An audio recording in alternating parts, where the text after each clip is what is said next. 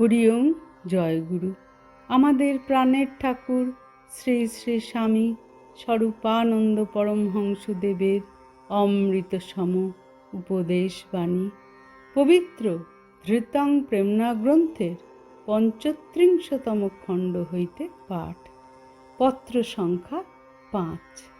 যীশুখ্রিস্ট তাঁহার মহাপ্রয়াণের অর্ধ দিবস পূর্বে এক শিষ্যকে বলিতে শুনিয়াছিলেন, প্রভু, আপনার জন্য আমি জীবন দিতে প্রস্তুত। যীশু ভবিষ্যদ্বাণী করিয়াছিলেন, নিশি ভোর হইবার পূর্বেই তুমি আমাকে ৩ বার অস্বীকার করিবে। যীশুর বাণী ফলিয়াছিল। আমিও আমার অনেক শিষ্য সম্পর্কে কাছাকাছি একটা উক্তি করিয়া রাখিয়াছি। তাহা এই যে, আমাকে তোমাদের জীবনে অপরিহার্য জানিয়াও তোমরা আমার বিরোধ করিবে এবং অনেক দুঃখের অনলে জ্বলিয়া একদা খাঁটি সোনা হইবে। আমার এই উক্তিও একেবারে মিথ্যা হয় নাই। তথাপি ইচ্ছায় অনিচ্ছায় অনেক লোককে শিষ্য হইতে দিতে হয়।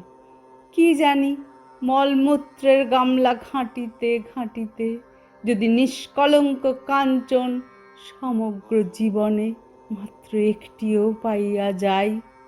তোমাদেরই ওখানকার দীক্ষা মণ্ডপ হইতে একবার আমি ৮০ জন দীক্ষার্থীকে জ্যৈষ্ঠীর তাড়নে মণ্ডপ হইতে বাহির করিয়া দিয়াছিলাম।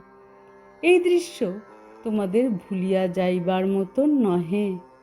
ঘটনাটা অনেক দিনের পুরাতন নহে। তোমরা নিজেরাও তো শিষ্য হইয়াছ।